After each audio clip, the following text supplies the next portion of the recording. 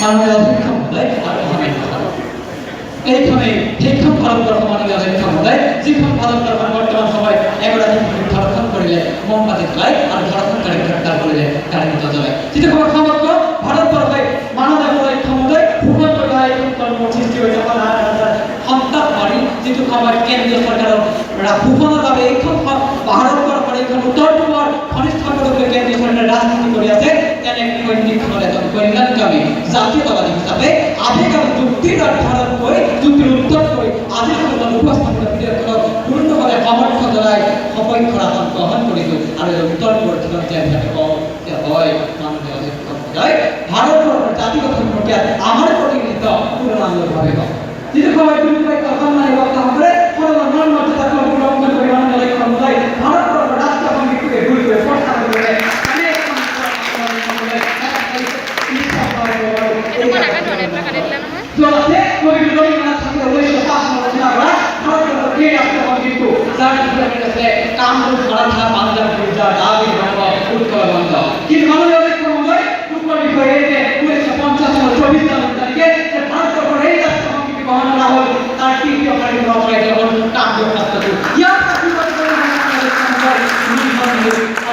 মাননীয় অধ্যক্ষ মহোদয় বিষয়বস্তুর গভীরতার জড়াতে আপনাকে দেওয়া বিচারিত 1952 সালে যিনি খবর ভারতবর্ষের মূল ব্রিটিশ পরিবার রকাসিনে যে এইখান ভারতবর্ষ আক্রমণ করি তেজপুর পর্যন্ত সময় করেছিল সেই সময় ভারতবর্ষ তদানীন্তন প্রধানমন্ত্রী জওহরলাল নেহরু সুরক্ষা গ্রহণ করেছিল মাই হার্ট কৌতুক বিপ্লব আশা আর আজিও সেই একইখন জিনিসটা ভারতবর্ষের ভিতর সময় আমার উপর খবর বড় রচনা কাহিনী হয়ে যাচ্ছে সেই সময় আমার প্রধানমন্ত্রী রকাবাচ্চি গারুটি মেরে প্যারে ভাই দেখো আশীর্বাদ ভবিষ্যৎ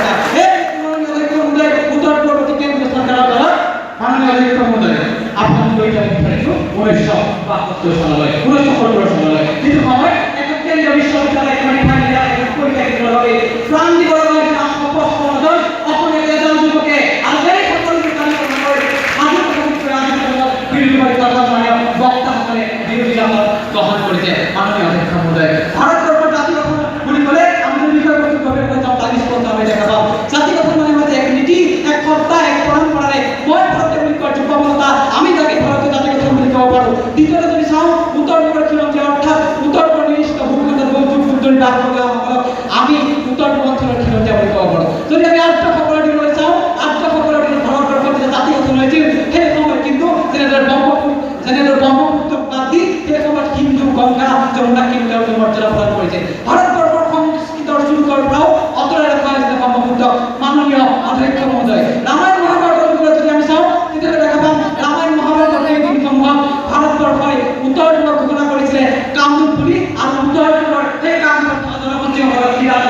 ঘোষণা করেছে মাননীয় অধ্যক্ষ মহোদয় হিন্দু শাস্ত্র তার অপমানিত শব্দ বলে ধরা হয় মাননীয় অধ্যক্ষ মহোদয় আজ সংস্কৃতি ক্ষেত্রে যাও উত্তর পূর্ব সংস্কৃতিতে উত্তর পূর্ব বর্তমান সময় পাঠিয়ে দেওয়া নাই আর তার প্রেক্ষিত বহুদিন না মেঘালয়ের উপর আকাশ পরিণাম করা হবে মেঘালয়ের এগারোটি মহিলা অপমান করা হয় দেড় পুরস্কার মাননীয় অধ্যক্ষ মহোদয় স্বাধীনতার সময় একমাত্র বিপর্যয় এবং প্রতিবাদ করতে করার চেষ্টার মধ্যে এইখন ভারতবর্ষের উপর কাহিনী বাংলাদেশের স্বাধীনতা বিরক্ত হয়েছে একাংশ ভারতীয় আজিও প্রস্তাব নয় আশাকে বাংলাদেশের সামিল করে দেবেন কি উত্তর আতরাই ভারতবর্ষের ভূখণ্ড আমরা যদি কেন্দ্রীয় মাননীয় অধ্যক্ষ মহোদয় তেতিয়াহ'লে এটা কম আহিব সেইদিনাখন আমি অসমত ভাৰতৰ পূৰ্বদিশৰ সূৰ্য উঠালে বাংলাদেশৰ পূৰ্বদিশৰ সূৰ্য উঠালে বুলি মাননীয় অধ্যক্ষ মহোদয় ব্ৰিটিছ শাসনৰ পাছৰ পৰা চাওঁ ব্ৰিটিছ শাসনৰ পাছৰ পৰা যদি আমি জাতীয় সংগীত আৰম্ভ কৰোঁ তেতিয়াহ'লে ব্ৰিটিছে পূৰ্ণ শাসনতে ভাৰতবৰ্ষত সোমাইছিল আৰু কিন্তু 18 বছৰ পিছত কেৱল ব্ৰিটিছেহে ভাৰতবৰ্ষক সামিল কৰাইছে আইন জনসংখ্যাৰ পৰা ভিত্তি কৰি যিহেতু সেই সময়ত ব্ৰিটিছে ৰাজ্যসমূহ গঠন কৰিছিল জনসংখ্যাৰ ক্ষেত্ৰত উত্তৰ জনসংখ্যা কম আছিল যাৰ বাবে কিন্তু উত্তৰ পূৰ্বাঞ্চলত সেই সময়ত প্ৰতিনিধিত্ব পোৱা নাছিল মাননীয় অধ্যক্ষ মহোদয় সেই সকলো উত্তৰ পূৰ্ব যুৱক যুৱতীসকলক যি উচ্চ শিক্ষাৰ বাবে দেশৰ ৰাজধানী ভাৰতীয় হ'ব লগা হৈছে সেই সকলো উত্তৰ পূৰ্ব যুৱকসকলক যিটো তত্ত্বাৱধায়ী মিলৰ বহিৰাজ্যত চাকৰি কৰিবলৈ গৈ একাংশ ভাৰতীয় লোকসকলৰ বাবে পলাই আহিব লগা হৈছে তেওঁলোকক প্ৰকৃততে তেওঁলোকে ভাৰতবৰ্ষৰ বহিৰাজ্যৰ লোকসকলে উত্তৰ পূবৰ লোকসকলক ভাৰতীয় বুলি ভাবে ই বৰ্তমান সময়ত ডাঙৰ প্ৰশ্ন মাননীয় অধ্যক্ষ মহোদয় আজিও কিন্তু ভাৰতৰ খাদ্য ক্ষেত্ৰত আমি বিহাৰৰ ৰুটি খাব দিয়া হয় আকৌ যদি মাননীয় আমাদের ক্ষমতায় চাও সেই ক্ষমতা আমি